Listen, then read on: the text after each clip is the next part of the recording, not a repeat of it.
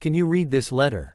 Very important, because this story isn't just about coffee, or a veteran, or a forgotten hero, it's about how life can turn in a single glance. So before you scroll, stay with me till the end, because what happens when a single dad veteran made to serve coffee at the briefing, until a female general saw his Navy SEAL ring will leave you speechless. And if you feel something by the end, make sure to hit that like button, subscribe, and share this story, because real heroes deserve to be remembered. It was another cold morning at the naval base.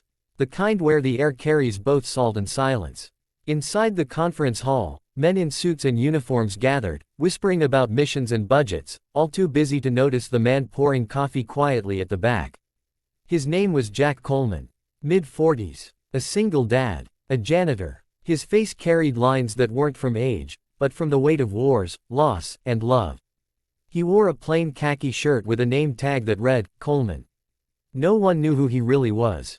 Not the colonel asking for sugar, not the young officers glancing past him like he was invisible. They didn't know that years ago, Jack was known by a different name, Ghost. A Navy SEAL team leader whose missions were classified, whose scars told stories no one would ever hear. But that was another life. Now, his mission was raising his 10-year-old daughter, Lily. She was his world, bright, curious, and always waiting for him at the end of every shift with a smile that made all the silence worth it.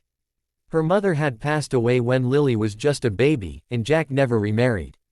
He couldn't. The battlefield had taken too much.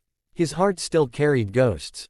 So when the base needed someone to serve coffee at a high-level briefing, Jack volunteered.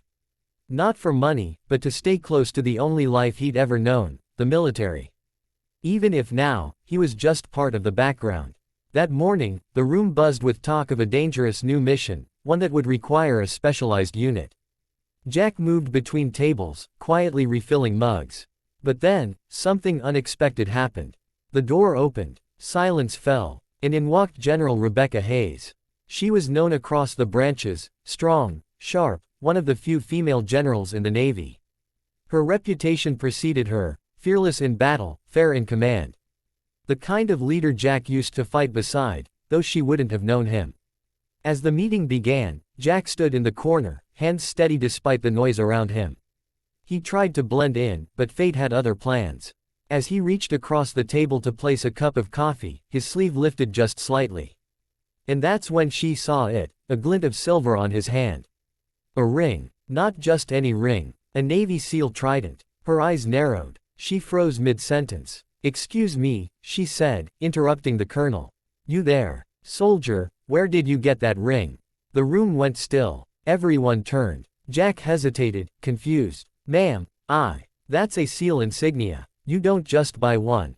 "Who are you?" Jack looked down. Memories flashed. His team, his fallen brothers, the missions no one would ever know.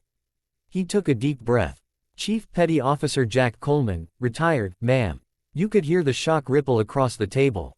General Hayes stood. "Coleman, as in Ghost Coleman, Operation Iron Dagger." He nodded once. The colonel nearly spilled his coffee.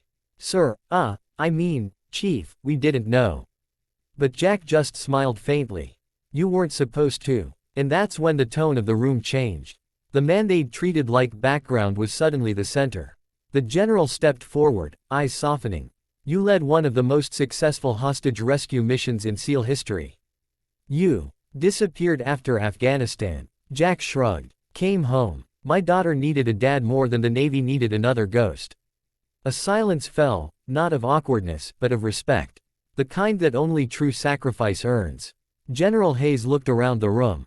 "You don't serve coffee to a man like this. You stand for him." One by one, every officer rose to their feet.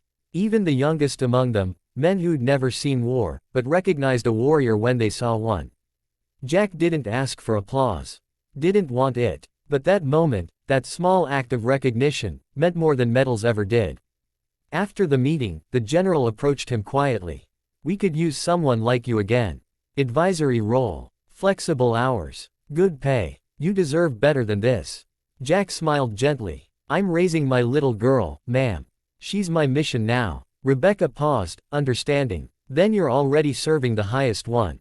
She handed him her card. "If you ever want to come back, not to war, but to help train the next generation, call me. They need men like you.